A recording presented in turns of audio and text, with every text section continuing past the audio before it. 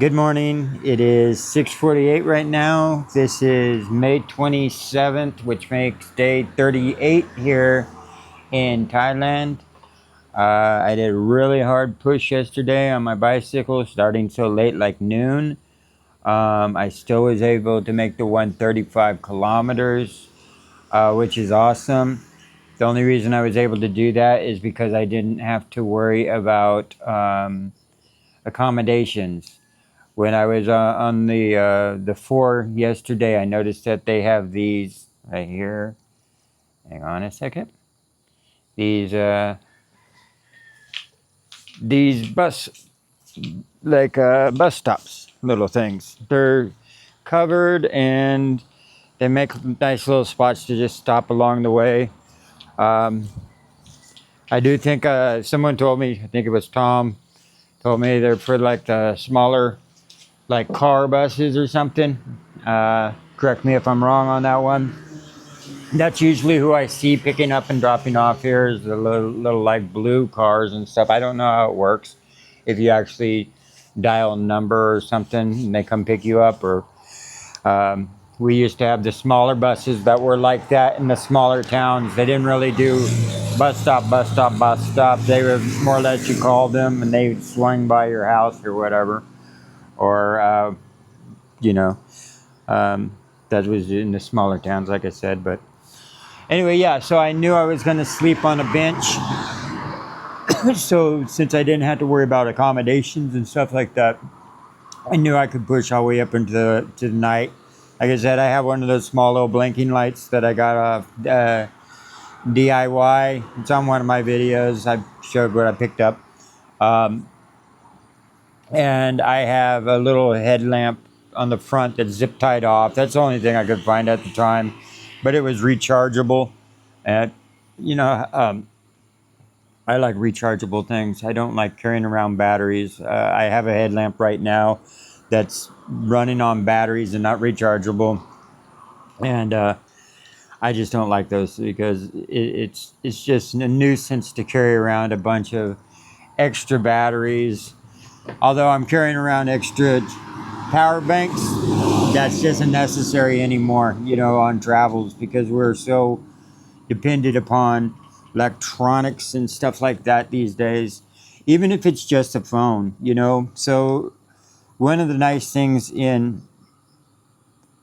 about living in that tent in Tennessee in that 32 acres was I was in one location for several winters. Actually, I moved there during winter. So, right off the bat, I knew what I needed to improve about my camp, even though it was rough. It was a very cold winter in Tennessee, like abnormally low.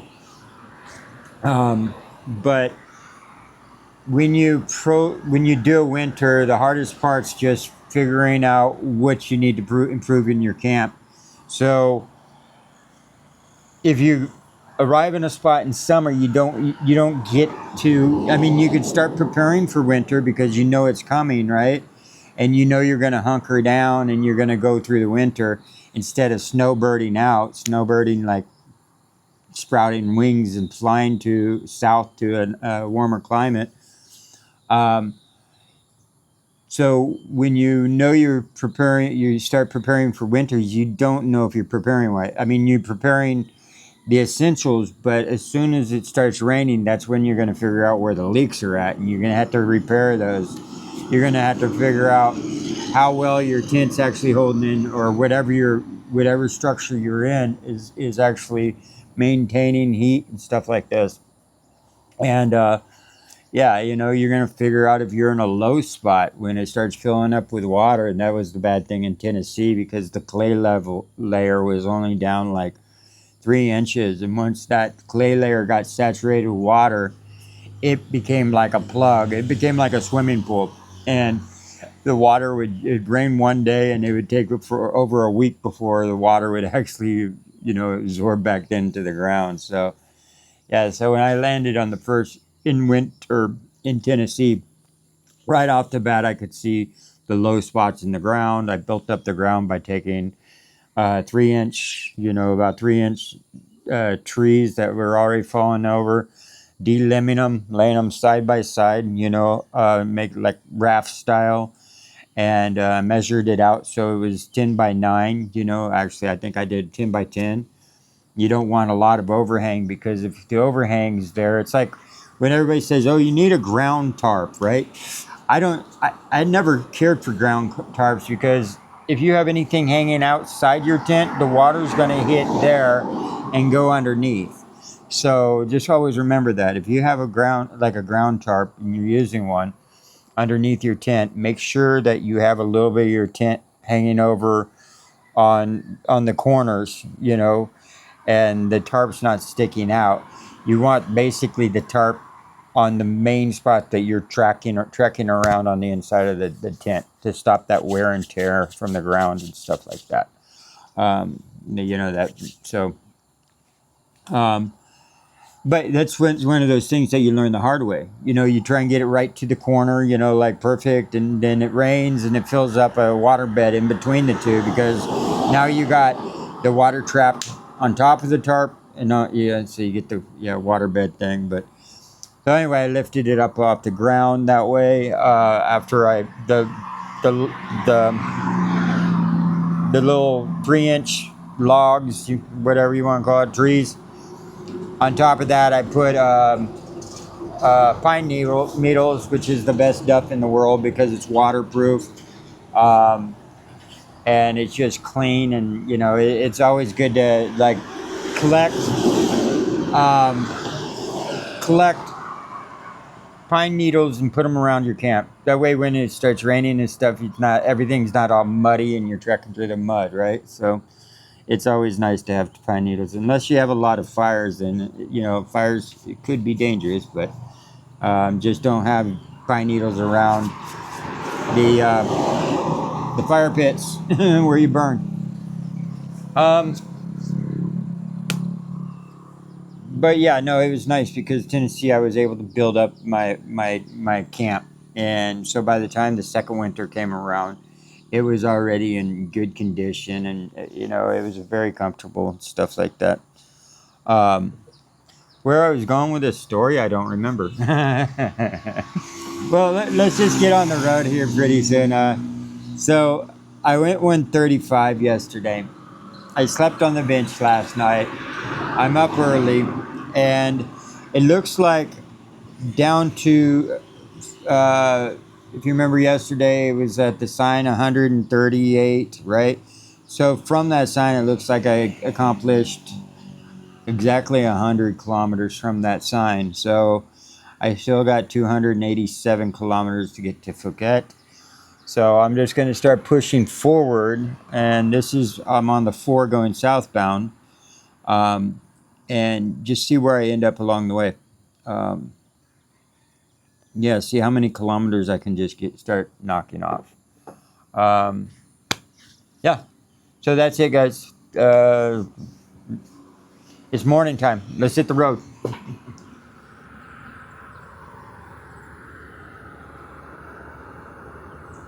Okay, I'm going to be starting the Strava app. Right, looks like we're ready to rock and roll.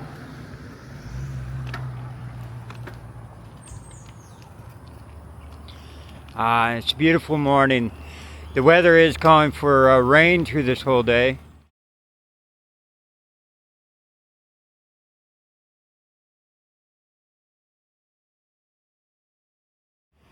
But right now it looks like we're managing to get through the rain, in between the raindrops. But they were calling for rain all day yesterday, or most of the day yesterday till 5. And it didn't happen. I was driving. Ooh, there's a waterfall way over there. Wow, there's a waterfall way over there.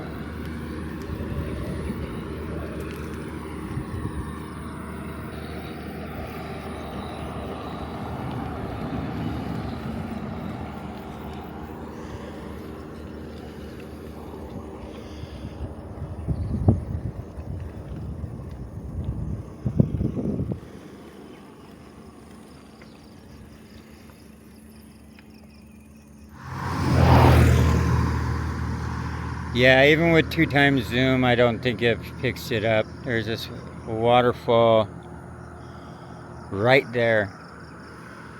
And wow, it's beautiful. Oh well. Well, hi ho, hi ho.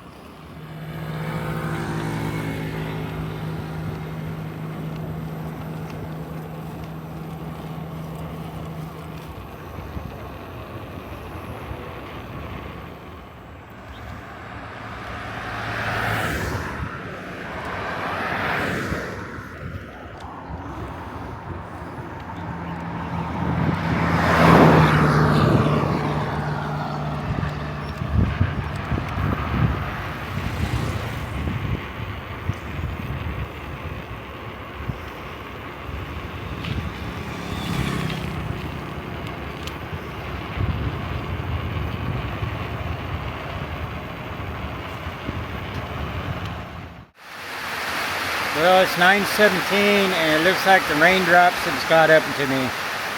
Luckily, I'm got under this in time.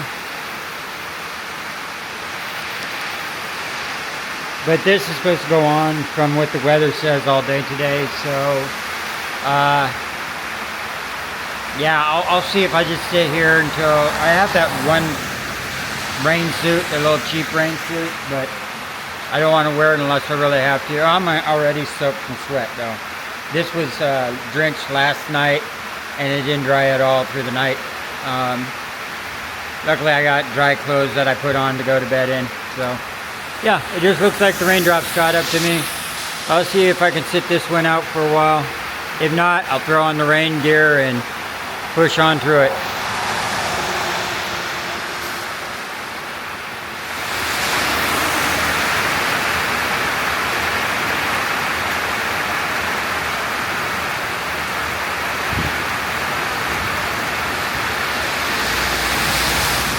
Yeah, it's still coming down, but I found my way to 7-Eleven, of course.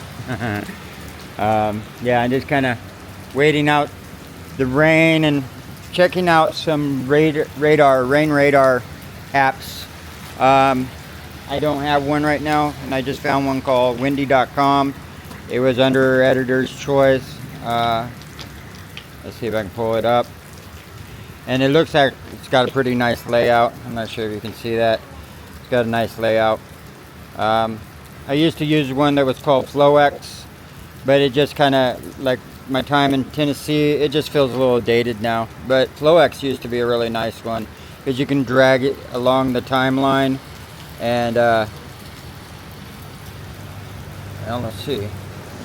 Anyway, you can drag along the timeline, but the timeline's within days. So it's Tuesday, Wednesday, Thursday, Friday, and I would rather have something that actually works more hour by hour. So that's why I'm not going to probably be using the FlowX, because FlowX is trying to predict for the whole week, where I need something more precise.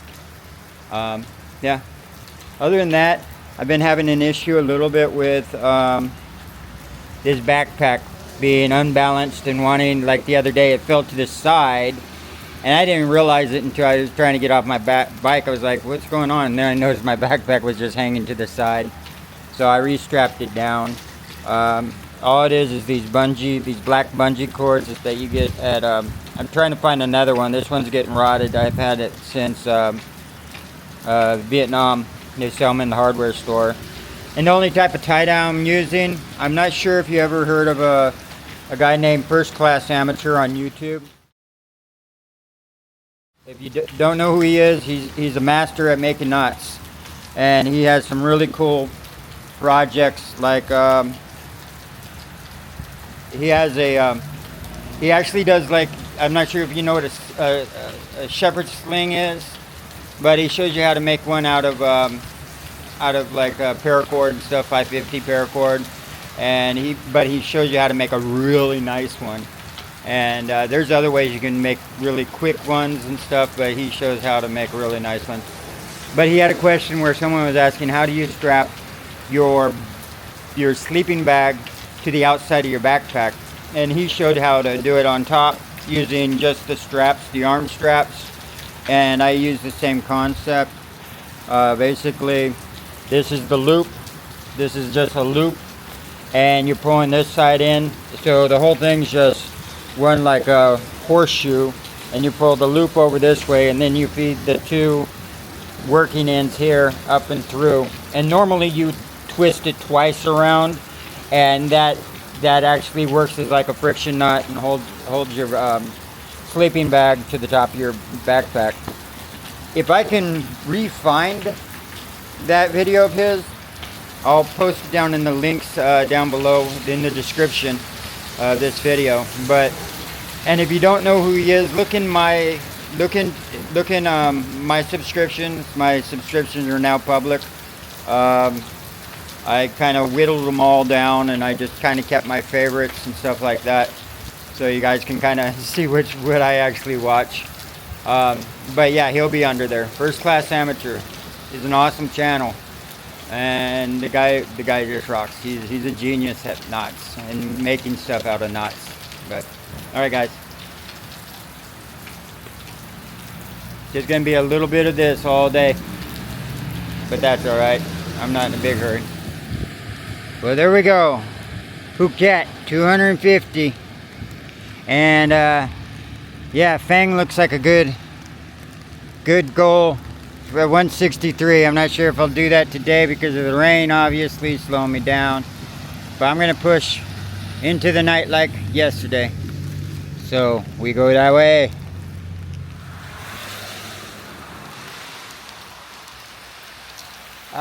Made it to the top of a hill here. It's 12:30. Just a little roadside shrine here or something, or whatever you might want to call it. I pulled over because I just realized I was just getting just as wet underneath, getting everything soaked up through my sweat and my shirt and stuff. I was like, you know, I might as well kill two birds with one stone. So I'm just gonna go with the shirt off. That way, at least I'm getting some of yesterday's sweat and everything removed from my body with the rain, because it's warm. You know, the clouds have better water pressure than some of the hostels I've been in, and the water's warmer. I had to leave a good review on Google Maps for the clouds, but yeah. So I'm just gonna roll without a shirt on. It was like I said. I was like, man, I'm just as soaked underneath from the sweat than I am on the outside. So since the weather, it's actually a nice ride once I decided to just ignore the rain completely. Yeah, so anyway, it's only 48 kilometers right now, so I still got a full day, and it's only noon, so I still got a full day on that side too. So hi ho, hi ho.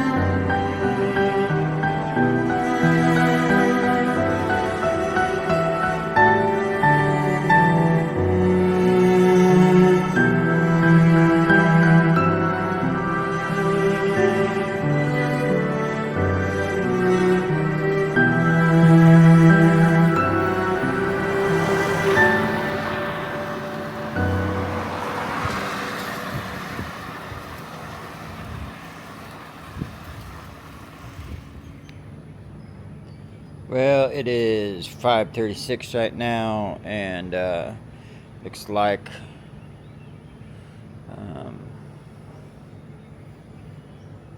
I'm at 95 kilometers. So there was a roadside restroom with the 7-Eleven and all that stuff, and I decided to pull over real quick, get something to eat, fill up, brush my teeth, use the restroom, yada yada.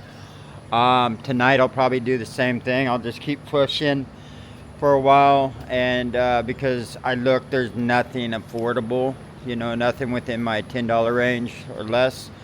So I'll just keep pushing until I run into, once the sun goes down and stuff like that, I'll pull over to one of the roadside bus stops like I did last night, and yeah, and start editing some of the videos.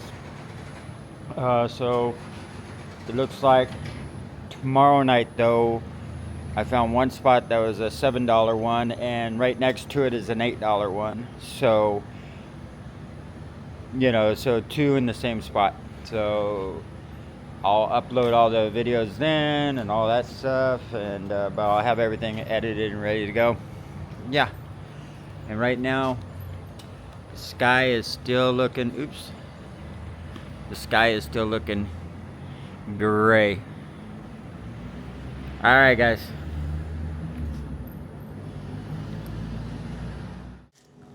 I'm just finishing up, brush my teeth. Now I got to put everything back. I realized there's a shortcut. I can kind of undo the bag here and then unzip it. And as long as it's on the top of my backpack, I can fish it out and then put it back in. And also the very, very top part, I can kind of get in and out. And that's where it makes me think that saddlebags would actually be a good idea, where something to get in and out real fast. I know someone asked me a while back, he says, if you had a choice, if you could do it all over again, what would you, do over again?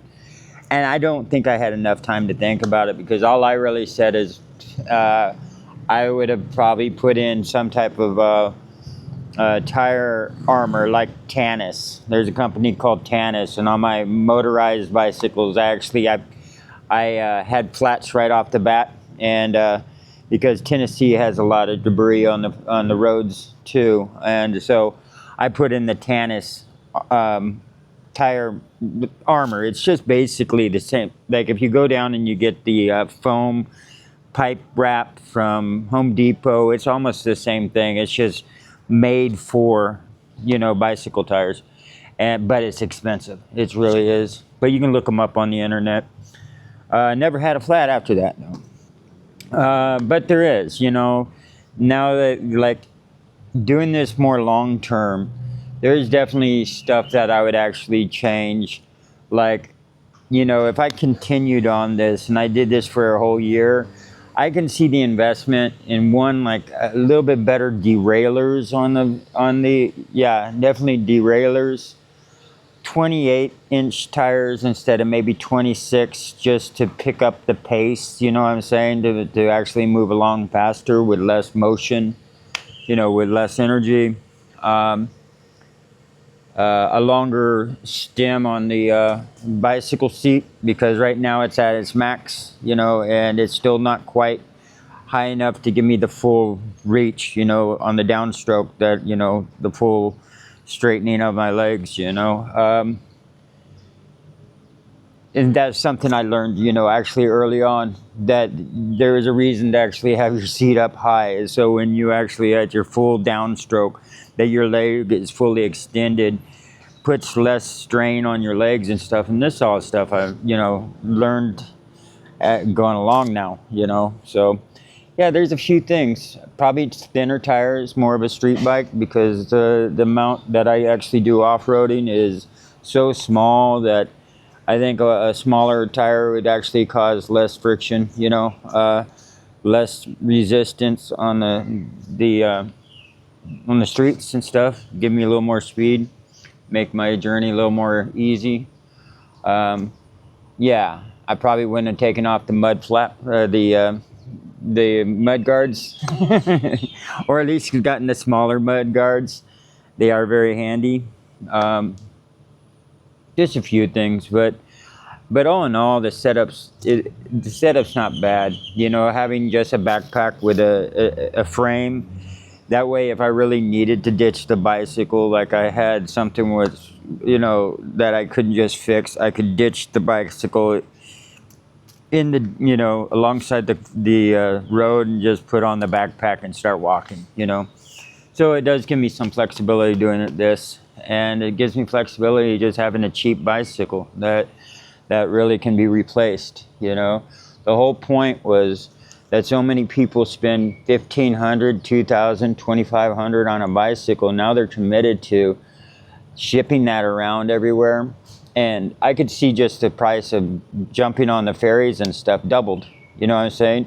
It was 32 cents on the train to get my, 32 baht on the train for me as a passenger.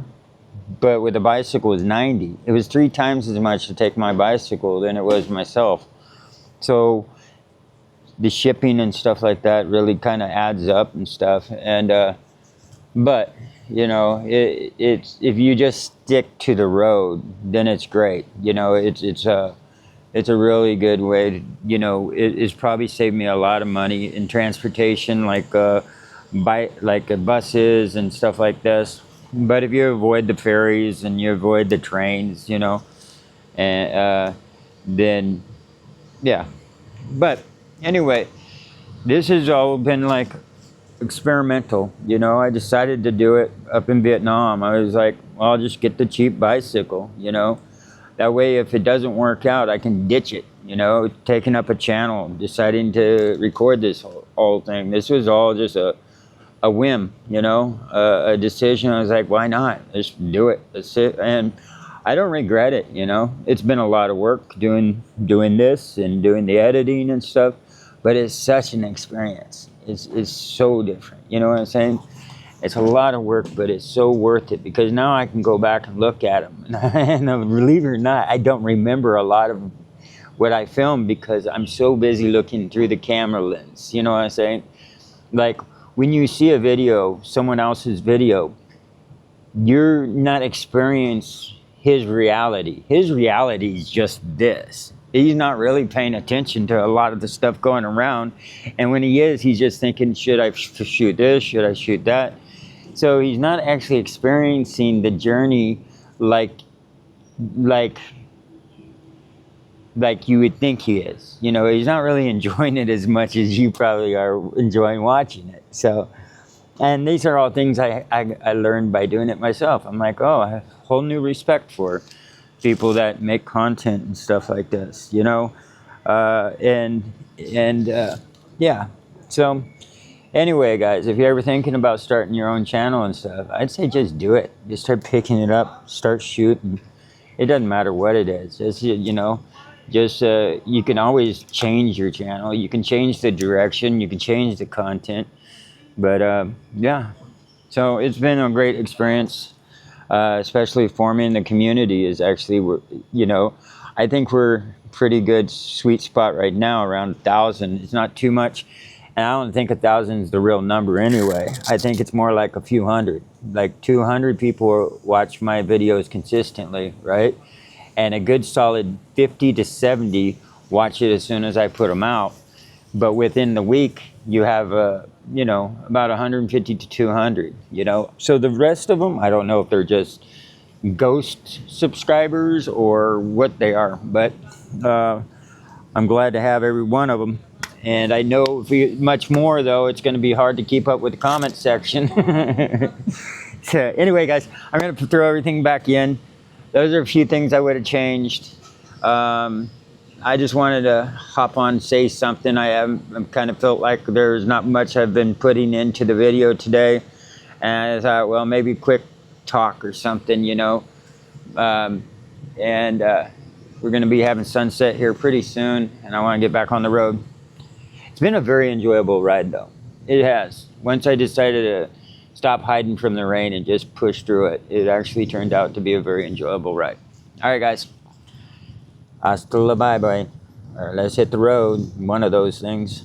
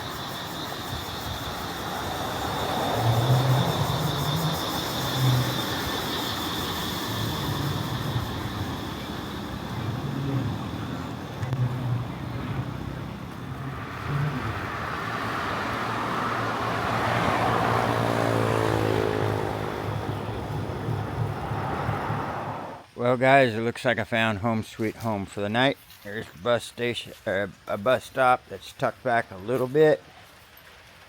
I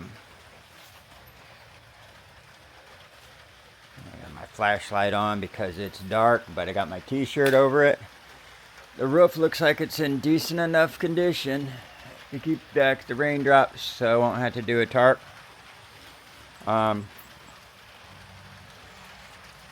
Yeah, so let me get situated here, and yeah, let me get situated, and then I'll get my red light out of my backpack.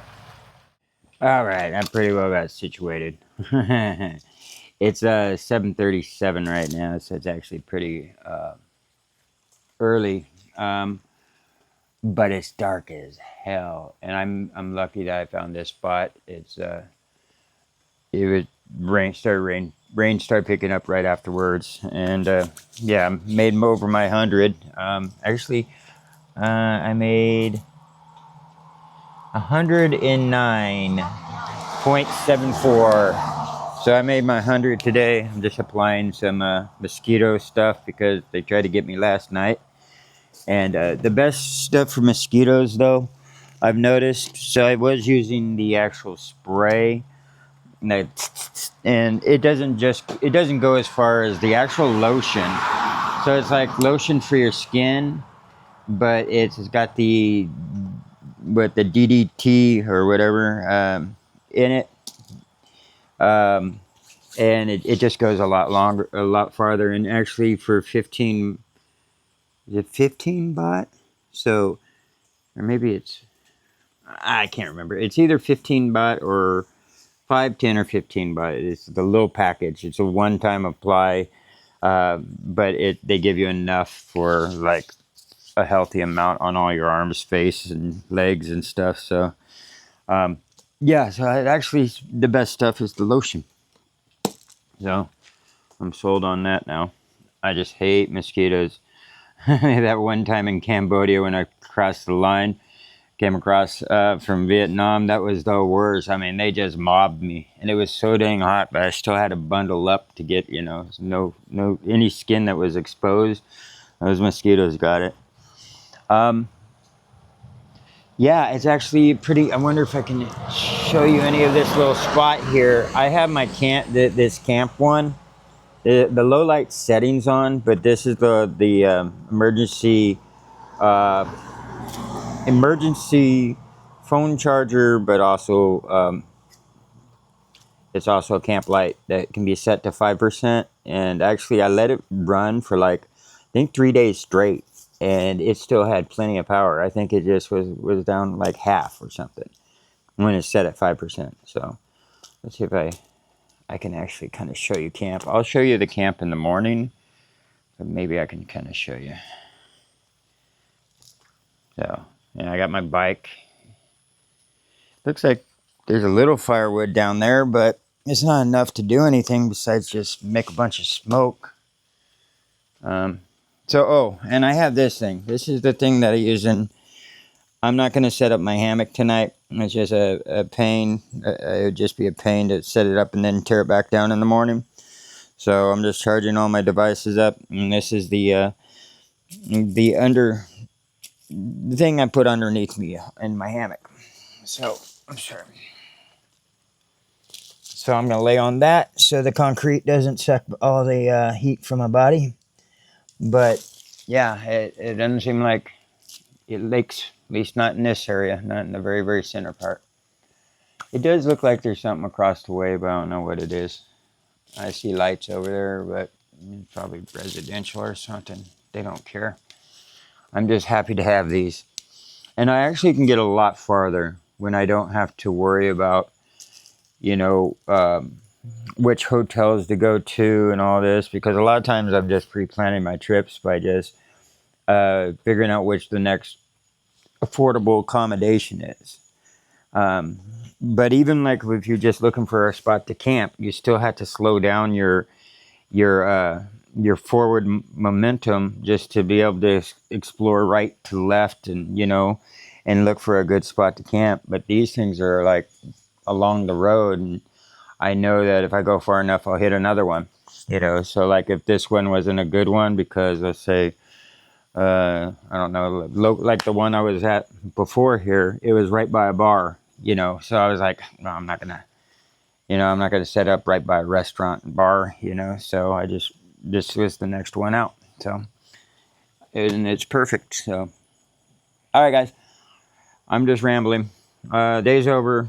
I'm gonna get to editing yesterday's stuff, and once I'm done editing it, I'll save it, and then I'll throw away the raw footage that leaves enough space to take the next day, today's day, from the camera over, and then I'll start doing that.